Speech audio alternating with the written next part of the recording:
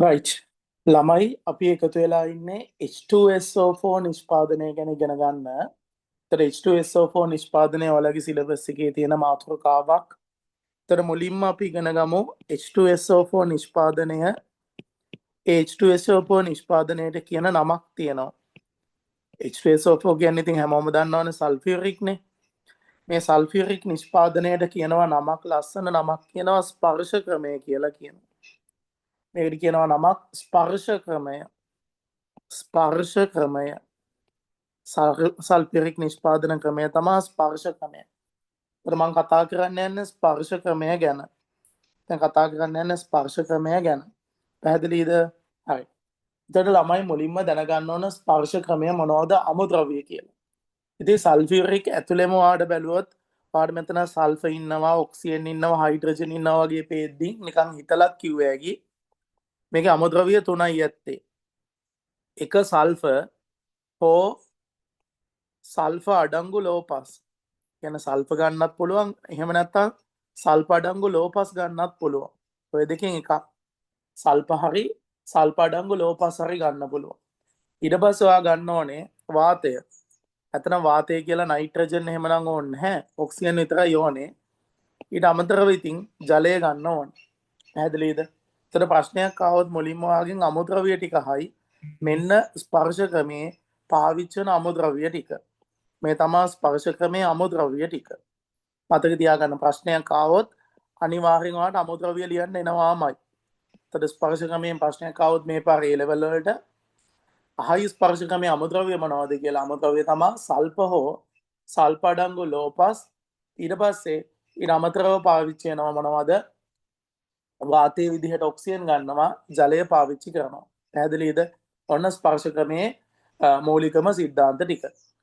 ඊට පස්සේ ළමයි දැනගන්න මෙතන සල්ෆර් හෝ සල්ෆර් අඩංගු ලෝපස් ගැන අපි ටිකක් වැඩිදුර කතා කරන්න ඕනේ. පැහැදිලිද? සල්ෆර් හෝ සල්ෆර් අඩංගු ලෝපස්. සල්ෆර් හෝ සල්ෆර් අඩංගු ලෝපස්. ඕක ගැන කතා කරුවොත් මම වැඩිදුර ඇත්තටම සල්ෆර් ගන්න පුළුවන් ප්‍රධාන ක්‍රම දෙකක් තියෙනවා. එකක් පෙට්‍රෝලියම් කර්මාන්තයේදී පෙට්‍රෝලියම් පිරිපහදුවේදී ගන්න පුළුවන්. පෙට්‍රෝලියම් පිරිපහදුවේදී ගන්න පුළුවන් සල්ෆර්. ඒ වගේම සල්ෆර් ගෙන්දගම් විදිහට පොළවෙත් සල්ෆර් දක්නට ලැබෙනවා. පැහැදිලිද? පොළව තුලින් සල්ෆර් ගන්න පුළුවන්. පොළව තුලින්. සල්ෆර් ගන්න ක්‍රම දෙකක් තියෙනවා. ස්වභාවිකව සල්ෆර් කෙලින්ම ගන්න හැකි. පෙට්‍රෝලියම් වලදී හෝ පොළවෙන් ගන්න පුළුවන්. සල්ෆර් අඩංගු ලෝපස් කියන්නේ සිංක් සල්ෆයිඩ්, කොපර් සල්ෆයිඩ් වගේ ඒවා තමයි සල්ෆර් අඩංගු ලෝපස් කියන්නේ. මේ ලෝපස් තුල සල්ෆර් සංයෝග විදිහට අන්තර්ගත වෙලා තියෙනවා. Sync sulphide, copper sulphide, lead sulphide වගේ විදිහට. එහෙනම් පළවෙනි පොයින්ට් එක අමුද්‍රව්‍ය ගැන අපි කතා කරලා ඉවරයි. පැහැදිලිද? ඊළඟට ඔන්න ඔය අමුද්‍රව්‍ය ටික පාවිච්චි කරලා කෙටි සටහනක් මට ගහලා දෙන්න පුළුවන් ඔයාට. මෙන්න මේ අමුද්‍රව්‍ය ටික පාවිච්චි කරලා සල්ෆියුරික් හදන හැටි මට කෙටි සටහනකින් ඔයාට කියලා දෙන්න පුළුවන්. මුලින්ම සල්ෆර් ඔක්සිජන් එක ප්‍රතික්‍රියා කරලා සල්ෆර් ඩයොක්සයිඩ් හදනවා. ඒ හැදෙන සල්ෆර් ඩයොක්සයිඩ් තවදුරටත් ඔක්සිජන් එක ප්‍රතික්‍රියා කරලා සල්ෆර් ට්‍රයොක්සයිඩ් හදනවා. ඒ සල්ෆර් ට්‍රයොක්සයිඩ් ජලයත් එක්ක එකතු වෙලා සල්ෆියුරික් හදනවා කියලා කෙටියෙන් කිව්ව හැකි. ඇත්තට මෙතන සල්ෆර් ට්‍රයොක්සයිඩ් ජලයත් එක්ක එකතු වෙලා නෙමෙයි සල්ෆියුරික් හදන්නේ. නමුත් අර කෙටි සටහනක් විදිහට ගත්තොත් ඔය විදිහට ඔය වැඩේ වෙන්නේ කියලා ගත්ත හැකි කිසි ප්‍රශ්නයක් නැහැ. ඔය විදිහට ඔය වැඩේ වෙන්නේ කියලා ගන්න පුළුවන්. පැහැදිලිද? මේ නිපදවන සල්ෆියුරික් වල ප්‍රයෝජන තියෙනවා. සල්ෆියුරික් වල ප්‍රයෝජන තියෙනවා. ප්‍රධාන ප්‍රයෝජනයක් තමයි මෙයා බැටරි ඇසිඩ් හදන්න ගන්නවා. බැටරි ඇසිඩ් නිෂ්පාදනයට ගන්නවා. සල්ෆියුරික් ගන්නවා බැටරි ඇසිඩ් නිෂ්පාදනයට. ඊට පස්සේ වායුන් වේලන්න ගන්නවා. හැබැයි මතක තියාගන්න මේ වියලන වායුව සල්ෆියුරික් එක්ක ප්‍රතික්‍රියා කරන්න එහෙම බෑ. ඒ කියන්නේ ඇමෝනියා වගේ වායුවක් වේලන්න බෑ මේකෙන්. ක්ලෝරින් වගේ වායුවක් නම් වියලන්න පුළුවන්. ඕගනික් කෙමිස්ට්‍රි වල හැම වෙලේම ජලාණු ඉවත් කෙරුවේ මොක දාලා? මතකද ඔයාලට? ජලාණු ඉවත් කෙරුවේ මොක දාලා? පැහැදිලිද? එතකොට එයා ගන්නවා අපි විජල කාරක ලෙස. අපිට මෙයා ගන්න පුළුවන් විජල කාරකයක් විදිහට. විජලකාරක ලෙස විජලකාරක ලෙස ඒ කියන්නේ ජල අණු ඉවත් කිරීමට විජලකාරකයක් කියන්නේ ජලාණු ඉවත් කිරීමට ගන්න පුළුවන්. ජලාණු ඉවත් කරන්න ගන්න පුළුවන්. ජලාණු ඉවත් කිරීමට ගන්න පුළුවන්. පැහැදිලිද? ඒ සල්ෆියුරික් වල තව ප්‍රයෝජන ඉතින් ගොඩක් තියෙනවා. ඕවා තමයි ඇත්තටම ප්‍රධාන ප්‍රයෝජන වායුන් වියලීම. ඊට පස්සේ මොකක්ද? බැටරි ඇසිඩ් විදිහට, විජලකාරක විදිහට තව ගන්නවා යාලා මොනවා කරන්නද? ෆොස්ෆේට පොහොර සහ ඇමෝනියම් සල්ෆේට පොහොර නිපදවීමට. ෆොස්ෆේට පොහොර නිපදවීමටයි ෆොස්ෆේට පොහොර නිපදවීමටයි ෆොස්ෆේට පොහොර නිපදවීමයි ඇමෝනියම් සල්ෆේට් පොහොර නිපදවීමටයි ගන්නවා. ඇමෝනියම් සල්ෆේට් පොහොර නිපදවීමටයි ගන්නවා. ෆොස්ෆේට් පොහොරයි ඇමෝනියම් සල්ෆේට් පොහොර නිපදවීමටයි ගන්නවා. පැහැදිලිද? ඔන්න ප්‍රධානම දේවල් ටික. ප්‍රධානම ප්‍රයෝජන ටික. එතකොට මම කතා කරුවා මොනවද කතා කරුවේ මේ වෙද්දී? සල්ප හදන අමුද්‍රව්‍ය තුන කතා කරුවා. ඒ අමුද්‍රව්‍ය වලින් සල්ප හෝ සල්ප අඩංගු ලෝපස් පවතින්නේ කොහොමද කියලා කතා කරුවා. ඊට පස්සේ දල සටහනකින් මේ වැඩේ වෙන හැටි පෙන්නවා. දල සටහනකින් වැඩේ වෙන හැටි පෙන්නවා. මේ තියෙන්නේ ඊට පස්සේ දැන් මම කියනවා ප්‍රයෝජන ටික. වෙන ප්‍රයෝජන ටික කියලා තියෙනවා. පැහැදිලිද? ඊට පස්සේ ළමයි දැනගන්න ඔය ක්‍රියාවලිය ඇත්තටම කර්මාන්තයක් විදිහට කරන්නේ කොහොමද? කොහොමද ඔය වැඩේ වෙන්නේ? ඔය වැඩේ වෙන්නේ මෙහෙමයි ළමයි. ඔය වැඩේදී ප්‍රධාන කුටීර තුනක් අපි පාවිච්චි කරනවා. ප්‍රධාන කුටීර තුනක් පාවිච්චි කරනවා. මේ පළවෙනි කුටීරය ප්‍රධාන කුටීර තුනක් පාවිච්චි කරනවා. ඔන්න එක කුටීරයක්. අඳින්න එහෙම ඉන්නේ නැහැ ළමයි. මෙන්න එක කුටීරයක්. මෙන්න දෙවෙනි කුටීරය. මෙන්න තුන්වෙනි කුටීරය. මෙන්න තුන්වෙනි කුටීරය. ඔන්න කුටීර ටික පාවිච්චි කරනවා. මෙන්න මේ විදිහට කුටීර ටිකක් පාවිච්චි කරනවා. මේ පළවෙනි කුටීරය ගත්තොත් එහෙම පළවෙනි කුටීරේ ඉහළින් එකතු කරනවා අපි. පළවෙනි කුටීරේ ඉහළින් එකතු කරනවාමයි පුතේ සල්ෆර්. ඒකේ පහළින් එකතු කරනවා පුතේ ඔක්සිජන්. මෙතනින් දාන්නේ සල්ෆර්, මෙතනින් දාන්නේ ඔක්සිජන්. එතකොට පළවෙනි කුටීරය තුලදී සල්ෆර් ඔක්සිජන් එක ප්‍රතික්‍රියා වෙලා සල්ෆර් ඩයොක්සයිඩ් වායුව පිට වෙනවා. පළවෙනි කුටීරය තුලදී සල්ෆර් ඔක්සිජන් එක දහනය වෙලා සල්ෆර් ඩයොක්සයිඩ් පිට වෙනවා පළවෙනි කුටීරය තුලදී. පැහැදිලිද? එතකොට පළවෙනි කුටීරය තුල සාමාන්‍ය උෂ්ණත්වය සෙල්සියස් අංශ 810ක් විතර. පළවෙනි කුටීරය. මේ තමයි පළමු කුටීරය. එහෙනම් ඇහුවොත් පළමු කුටීරයෙන් ඉවතට යන වායුව කොමක්ද? Sulphur dioxide. අම්ල වැස්සට බලපාන වායුව. මතකද? මේ තමයි දෙවෙනි කුටීරය. මේ තමයි තුන්වන කුටීරය. පැහැදිලිද කුටීර ටික? right. එතකොට පුතේ ඒ පිටවන සල්ෆර් ඩයොක්සයිඩ් පුතේ පළවෙනි කුටීරයෙන් දෙවෙනි කුටීරය දක්වා ගමන් කරනවා. එතකොට මෙතන සල්ෆර් උඩින් දාලා යටින් වායුගෝලීය වාතයනේ දාන්නේ. ඔය වායුගෝලීය වාතය තුල නයිට්‍රජන් තියෙන්න පුළුවන් වැඩි ප්‍රතිශතයක්. හේතුව වායුගෝලයේ වැඩියෙන් ඉන්න නයිට්‍රජන් සහ ඔක්සිජන් තියෙන්නත් පුළුවන්. එතකොට මේ පළවෙනි කුටීරයෙන් එළියට යන වායු මිශ්‍රණය තුල SO2 නයිට්‍රජන් ඔක්සිජන් වගේ වායු තියෙනවා. එතකොට මම මොකද කරන්නේ? මේ වායු ටික මේ හරියදී පිරිසිදු කරනවා. පිරිසිදු කරලා සල්ෆර් ඩයොක්සයිඩ් අපි ඇතුල් කරගන්නවා දෙවෙනි කුටීරයට. දෙවෙනි කුටීරයට. මේ දෙවෙනි කුටීරයේ විශේෂත්වයක් තියෙනවා. උත්පේරක තට්ටු 4ක් තියෙනවා දෙවෙනි කුටීරේ. උත්පේරක තට්ටු 1යි, උත්පේරක තට්ටු 2යි, 3යි, 4යි. උත්පේරක තට්ටු 4ක් තියෙනවා. මේ උත්පේරක තට්ටු හදලා තියෙන්නේ තැඹිලි පාට ඝනයක් වන V2O5 වලින්. මේ V2O5 තැඹිලි පාට ඝනයක්. තැඹිලි පාට ඝනයක්. මේ උත්පේරක තට්ටු පාවිච්චි කරන හින්දා මොකද වෙන්නේ පුතේ?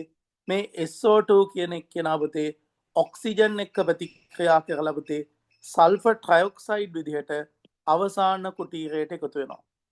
මේ වායු මිශ්‍රණයේ ඉන්න ඔක්සිජනුයි මෙතනින් ආපු සල්ෆර් ඩයොක්සයිඩුයි එකතු වෙලා සල්ෆර් ට්‍රයොක්සයිඩ් හැදෙනවා පුතේ මේ දෙවෙනි කුටීරය තුලදී. පැහැදිලිද? මේ හැදෙන සල්ෆර් ට්‍රයොක්සයිඩ් පුතේ හොඳට අහන් ඉන්න. මේ සල්ෆර් ට්‍රයොක්සයිඩ් පුතේ ප්‍රතිප්‍රවාහ මූලධර්මයක් යටතේ පුතේ උඩින් යොදන උඩින් දානවා පුතේ සාන්ද්‍ර සල්ෆියුරික් සාමාන්‍ය 98ක විතර සාන්ද්‍රණයක් තියෙන 98ක විතර සාන්ද්‍රණයක් තියෙන සාන්ද්‍ර සල්ෆියුරික් එක්ක මෙයා ප්‍රතික්‍රියා කරනවා. ආත්‍යකද ප්‍රතික්‍රියා කරවන්නේ සාන්ද්‍ර සල්ෆියුරික් එක්ක. මේ අවසාන කුටීරයේදී මේ සල්ෆර් ට්‍රයොක්සයිඩ් සාන්ද්‍ර සල්ෆියුරික් එක්ක ප්‍රතික්‍රියා කරනවා. ප්‍රතික්‍රියා කරවන්නේ සාන්ද්‍ර සල්ෆියුරික් එක්ක. අහනවා ඇයි කියලා. ඒකට හේතුවක් තියෙනවා. ප්‍රතිප්‍රවාහ මූලධර්මයක් ඒ කියන්නේ දෙපැත්තට මේ දෙන්න මිශ්‍ර කෙරුවොත් ඒ කියන්නේ මිශ්‍ර වීමට වැඩි කාලයක් තියෙනවා සහ හොඳින් මිශ්‍ර වෙනවා. එතන මේ සාන්ද්‍ර සල්ෆියුරික් ද්‍රාවණයත් එක්ක පුතේ මේ පිටවන වායුව හොඳට මික්ස් වෙනවා. හොඳට කලවම් වෙනවා. ඇයි දෙපැත්තට යන්නේ?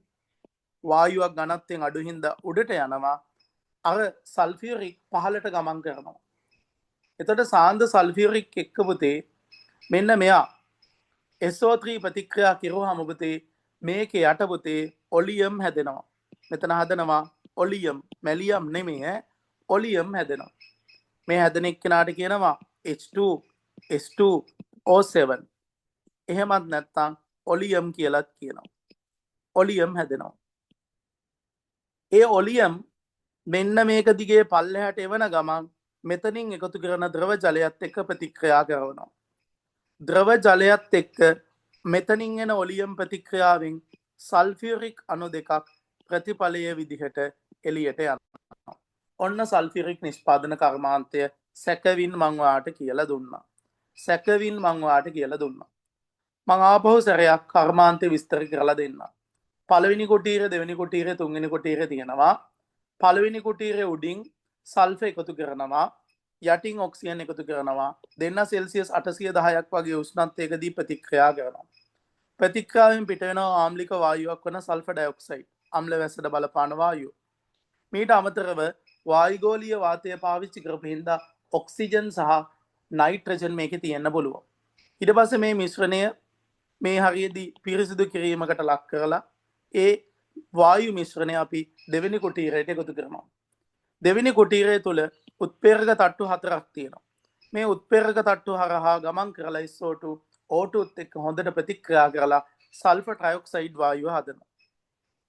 මේ උත්ප්‍රේරක කුට්ටි හදලා තියෙන නැත්තම් මේ උත්ප්‍රේරක මේ තට්ටු 4 හදලා තියෙන V2O5 D ගොනුවේ තිබ්බේ තැඹිලි පාට උත්ප්‍රේරකයෙන් හදලා තියෙනවා. ඊට පස්සේ මොකද වෙන්නේ? දෙවෙනි කුටීරෙන් එළියට සල්ෆර් ට්‍රයොක්සයිඩ් ගමන් කරනවා.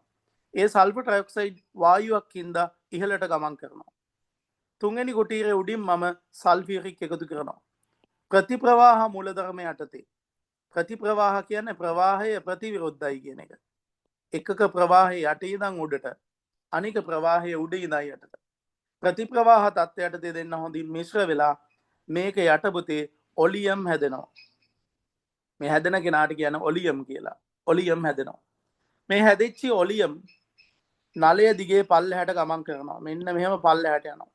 පල්ලෙහාට ගිහිල්ලා පිටතින් එකතු කරන ජලයත් එක්ක එකතු වෙලා ප්‍රතිඵල විදිහට සල්ෆියුරික් එළියට ගන්න පුළුවන්. මේ සල්ෆියුරික් තමයි අර අපි කිව්වේ වායු වේලන්න, බැටරි ඇසිඩ් විදිහට ෆොස්ෆේට පොහොර හදන්න, ඇමෝනියම් සල්ෆේට් පොහොර හදන්න, විජල කාර්ක විදිහට උපකරණ ද්‍රව්‍ය හදන්න. ඔය හැම දෙයකම ගන්න මෙන්න මේ සල්ෆියුරික්. ඔන්න ඕකයි මේ කර්මාන්තය ගැන කතා කරන්න තියෙන දේ. එතකොට ළමයි දැනගන්න මේ කර්මාන්තයේදී සිදුවෙච්චි ප්‍රධාන ප්‍රතික්‍රියා මොනවද කියලා. මේ කර්මාන්තයේදී ප්‍රධාන ප්‍රතික්‍රියා විදිහට මෙන්න මේවා වෙනවා. සිදුවෙන ප්‍රතික්‍රියා. පළවෙනි ප්‍රතික්‍රියාව තමයි සල්ෆර් ඔක්සිජන් එක්ක ප්‍රතික්‍රියා කරලා සල්ෆර් ඩයොක්සයිඩ් හැදෙන එක.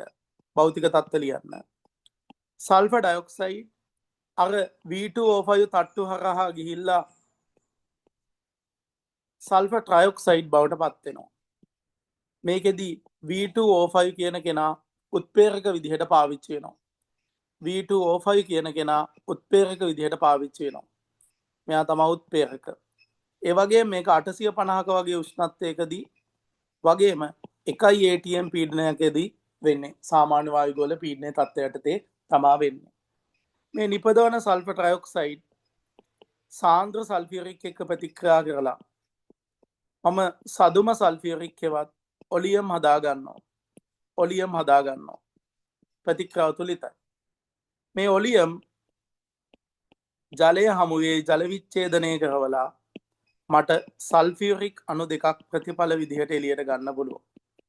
ඔන්න සල්ෆියරික් නිෂ්පාදනය සම්පූර්ණයෙන්ම මෙන්න ඒකෙදි සිදුවන ප්‍රතික්‍රියා සියල්ල. ඔන්න ඔය ප්‍රතික්‍රියා ටික තමයි සල්ෆියරික් නිෂ්පාදනයේදී දරුවෝ දැනගන්න ඕන. පැහැදිලිද? නම් ප්‍රතික්‍රියා ටික ඔන්න ඔය ටික. ඊට සමහර වෙලාවට අහනවා විශේෂ කරුණු විදිහට මේවා. හොඳට අහන් ඉන්න. විශේෂ කරුණු. පළවෙනි විශේෂ කරුණ තමයි ඔන්න ඔතන සමතුලිත ප්‍රතික්‍රියාවක් තිබ්බ මෙන්න මේක. මෙන්න සමතුලිත ප්‍රතික්‍රියාව. මේ සමතුලිත ප්‍රතික්‍රියාවට අනුව ඔයාගේ අහනවා මේ ප්‍රතික්‍රියාවේ සල්ෆර් ට්‍රයොක්සයිඩ් ඵලදාව වැඩි කරන්න පුළුවන් රසායනික මූලධර්ම හා භෞතික නැත්නම් භෞත මූලධර්ම මොනවද කියලා. අපිට ඵලදාව වැඩි කරගන්න පුළුවන් රසායනික මූලධර්මයේ තමයි V2O5 උත්ප්‍රේරක භාවිතය. උත්ප්‍රේරක පාවිච්චි කරාම මොකද වෙන්නේ? ප්‍රතික්‍රියාවේ ශක්ති බාධාව හේවත් සක්‍රියන ශක්තිය අඩු වෙනවා. සක්‍රියන ශක්තිය අඩු වුණ ගමන් මොකද වෙන්නේ? ප්‍රතික්‍රියාවේ ශීඝ්‍රතාව වැඩි වෙනවා. එහෙනම් මට V2O5 දාලා ප්‍රතික්‍රියාවේ සක්‍රියන ශක්තිය අඩු කිරීමක් හරහා ශීඝ්‍රතාවය වැඩි කර ගන්න පුළුවන්. බොහොම ලේසි. අන්න ඒක තමයි රසායනික මූලධර්මය. භෞත මූලධර්ම විදිහට මට පාවිච්චි කරන්න පුළුවන් භෞත දේවල්. දැන් මේ ප්‍රතික්‍රියාව තාපදායකයි. තාපදායක ප්‍රතික්‍රියාවක් දිරිගන්වෙන්නේ උෂ්ණත්වය අඩු කෙරුවොත්. එහෙනම් භෞත මූලධර්මයක් විදිහට මම උෂ්ණත්වය අඩු කරන්න ඕන. උෂ්ණත්වය අඩු කෙරුවොත් ලීචල්ලිය මූලධර්මයට අනුව උෂ්ණත්වය වැඩි වෙන්න තාපදායක වන ඉදිරි ප්‍රතික්‍රියාව වෙනවා. පැහැදිලිද? ඉදිරි ප්‍රතික්‍රියාව වෙනවා කියන්නේ වැඩියෙන් සල්ෆර් ට්‍රයොක්සයිඩ් හැදෙනවා කියන එක. පැහැදිලිද? උෂ්ණත්වය අඩු කෙරුවොත් ලීචල්ලිය මූලධර්මයෙන් උෂ්ණත්වය වැඩි කරගන්න තාපදායක ප්‍රතික්‍රියාව වෙනවා. තාපදායක කියන්නේ ඉදිරි ප්‍රතික්‍රියාව. ඉදිරි ප්‍රතික්‍රියාව වෙද්දී වැඩිපුර සල්ෆර් ට්‍රයොක්සයිඩ් හැදෙනවා. වැඩිපුර සල්ෆර් ට්‍රයොක්සයිඩ් හැදුවනම් වැඩිපුර ඔලියම් හදාගත්ත හැකි. එහෙනම් වැඩිපුර සල්ෆියරික් හදාගත්ත හැකි. කතාව ඇත්ත කියලා තේරෙනවා. හැබැයි මේ ප්‍රතික්‍රියාවට අඩු උෂ්ණත්ව ගන්න බෑ. මේක වැරදි. අඩු උෂ්ණත්ව ගන්න බෑ. ඇයි අඩු උෂ්ණත්ව ගන්න බැරි? පුතේ උෂ්ණත්වය අඩු කරුවොත් උෂ්ණත්වය අඩු වුණොත් ප්‍රතික්‍රියාවේ රේට් එක ශීඝ්‍රතාව අඩු වෙනවා. ඒ හින්දා අඩු උෂ්ණත්ව මේ ප්‍රතික්‍රියාවට යෝග්‍ය නැහැ. ඒ හින්දා මේ ප්‍රතික්‍රියාවට ප්‍රශස්ත උෂ්ණත්වයේ විදිහට අපි යොදාගන්නේ 450 සෙල්සියස් වගේ උෂ්ණත්වයක් තමයි අපි මේ ප්‍රතික්‍රියාවට යොදාගන්නේ. එතකොට මෙන්න මෙතන උෂ්ණත්වය මතක තියාගන්න. අර පළවෙනි කුටීරේ උෂ්ණත්වය කීයද දුනේ? 810ක් විතර. නමුත් මතක තියාගන්න මෙතනදී පාවිච්චි වෙන ප්‍රශස්ත උෂ්ණත්වය මෙන්න මේකේ ප්‍රශස්ත උෂ්ණත්වය 450 සෙල්සියස් වගේ උෂ්ණත්වයක් අපි පාවිච්චි කරනවා. මම මේ ලියලා තියෙන මෙතන අර පළවෙනි කුටීරේ තිබ්බ උෂ්ණත්වය මෙතෙන් එන්න ඕනේ 450ක විතර උෂ්ණත්වයක් කියලා. 450ක විතර උෂ්ණත්වයක් තමයි පාවිච්චි කරන්නේ. පැහැදිලිද? 450ක විතර උෂ්ණත්වයක් තමයි අපි පාවිච්චි කරන්න ඕනේ. පැහැදිලිද? ප්‍රශස්ත උෂ්ණත්වය ඔය වගේ උෂ්ණත්වයක් වෙනවා ඔය ප්‍රතික්‍රියාවට අදාළව. ඊට පස්සේ මේකට කරන්න පුළුවන් භෞත මූලධර්ම මොකක්ද? ඔයාලට පේනවා ප්‍රතික්‍රියක වායු මවුල 3ක් තියෙනවා. හැබැයි ප්‍රතිඵල වායු මවුල 2යි තියෙන්නේ. එහෙනම් පීඩනය මං වැඩි කරුවොත් ලීචල්ලිය මූලධර්මයට අනුව පීඩනය අඩු කරගන්න වායු මවුල අඩුවන පරිදි ඉදිරි ප්‍රතික්‍රියාවයි වෙන්නේ. ඉදිරි ප්‍රතික්‍රියාව වුණා කියන්නේ සල්ෆර් ට්‍රයොක්සයිඩ් වැඩි වෙනවා. ඒ කියන්නේ ඔලියම් වැඩි වෙනවා. ඔලියම් වැඩි වෙනවා කියන්නේ අනිවාර්යෙන් සල්ෆියරිකොත් වැඩි වෙනවා කියන එක. ඔලියම් වැඩි වෙනවා කියන්නේ සල්ෆියරිකොත් වැඩි වෙනවා. හැබැයි මේකට ඉහළ පීඩනත් යෝග්‍ය නැහැ. වැරදි. ඉහළ පීඩනත් යෝග්‍ය නැහැ. ඇයි ඒ? ඉහළ පීඩන වලට සංවේදී. ඉහළ පීඩන වලට කියන්නේ ඉහළ පීඩන වලට සංවේදී උපකරණ ගණන් වැඩි. සංවේදී උපකරණ ගණන් වැඩි. පැහැදිලිද?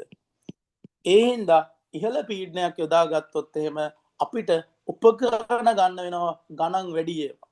එතකොට නිෂ්පාදකයාගේ ප්‍රධාන අභිලාෂය වන ලාභය කියන එක කෙලවිලා යනවා. ඒ හින්දා ඉහළ පීඩනය පාවිච්චි කිරීම සුදුසු නෑ. ඒ හින්දා අපි කියනවා මේකට ප්‍රශස්ත පීඩනය. ඉහළත් නැති පහළත් නැති මේ වැඩේට ගැළපෙනම පීඩනය. එහෙමත් නැත්නම් ප්‍රශස්ත පීඩනය. මේ වැඩේට ගැළපෙනම ප්‍රශස්ත පීඩනය. ප්‍රශස්ත පීඩනය ATM එකයි. ඇයි ATM එක ප්‍රශස්ත වෙන්නේ?